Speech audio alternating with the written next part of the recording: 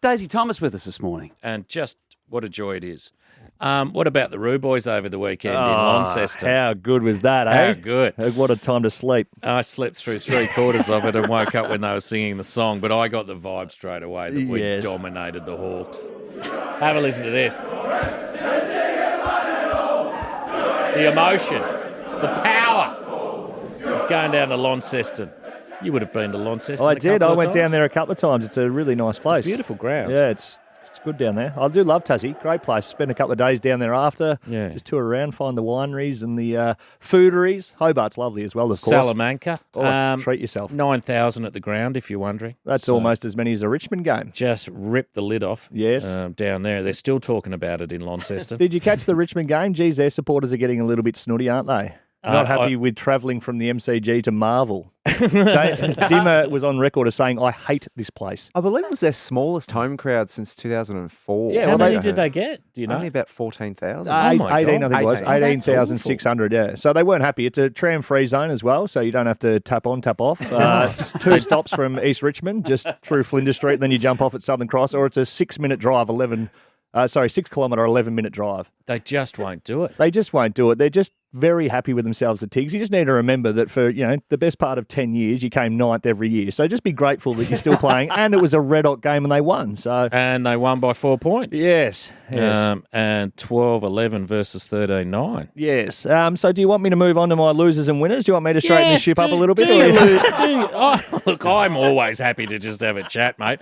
But let's do your winners and losers. Yes, all right. Well, you're going losers or winners I'll first? start with the losers. All right, good. Yeah, the loser in that actual game, the goal umpire, I'm not sure if you saw it. We covered that today. Did you? Adam Wojcik got absolutely mixed by Dustin Martin. Yes. Dislocated his shoulder. Now, I'm fine with that. He gets in the way, but he's sort of becoming a serial offender here. This is what Will told me. Yeah, I know. The show. He's making Razor Ray is the the man in the middle that everyone loves, and that's Razor Ray.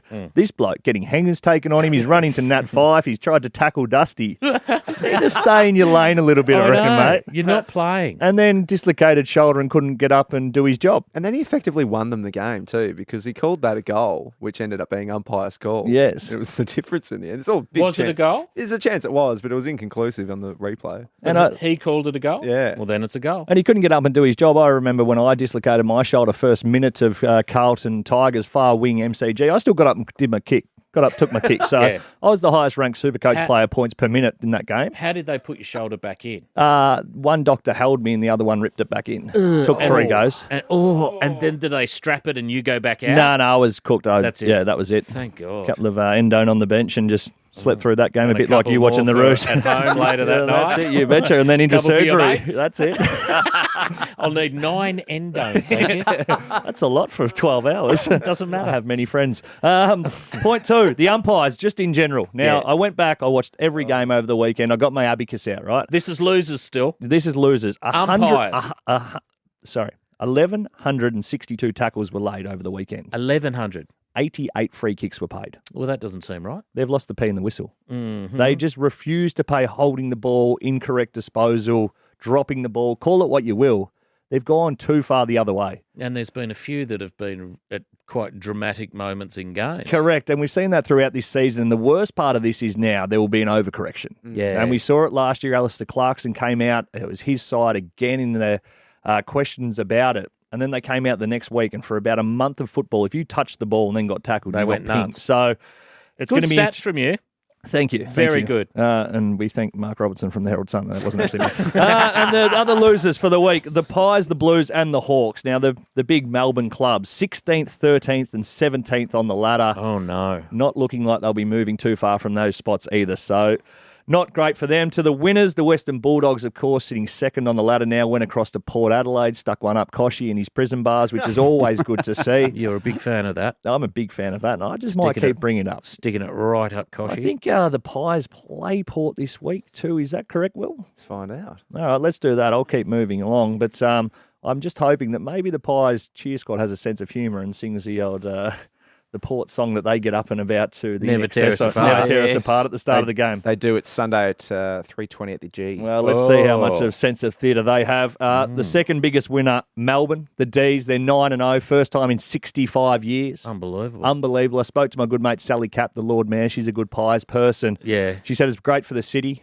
Chinos, RMs, and North Face jackets are up 900%. The economy will be is nervous, just they're single-handedly bringing the Melbourne economy back to D's.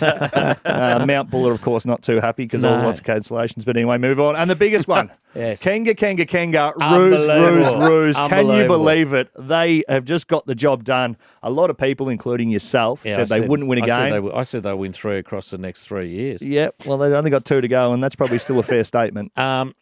What about it, though? We're only 3 games outside the 8. Is it too early to dream? Yeah, no, well, yeah. No, I'm not even sure if that's a serious question. I'm not going to give it the airtime to answer it seriously. But we're for only them, 3 games outside the 8. I've been in this position, right, in a team that hasn't been going great, and the relief you get from winning. They'll be up and about. You go every week. You try. You do your best. And I remember explaining it to my missus, and she's like, it's sad. You get over it. I was like, no, imagine you had the biggest pitch of your work career every week. Yes. So you prep for it, you go and do it. That's right. You get to your prep, you think you've nailed it, and they go, not quite good enough. Work on this, and this. So you go back, you do that for the entire week. And this has been going on for 9 weeks. So it is mentally draining. It's demoralising. You're working your backside off. If anything, when you're going bad, you're working harder than the teams that are going good. Do you reckon Noble would have said to them, have a couple of beers tonight, boys, and enjoy it? Guarantee you they would have got absolutely sloshed. Good. In a responsible manner. Yeah, of course, a responsible service of alcohol. It was his birthday too, 54 years old, a Tassie bloke. So just a really good feel-good story, and well done to the Kangas. Good on you, Daisy. See you next week, 8:47. The Marty Sheargold Show, Triple M.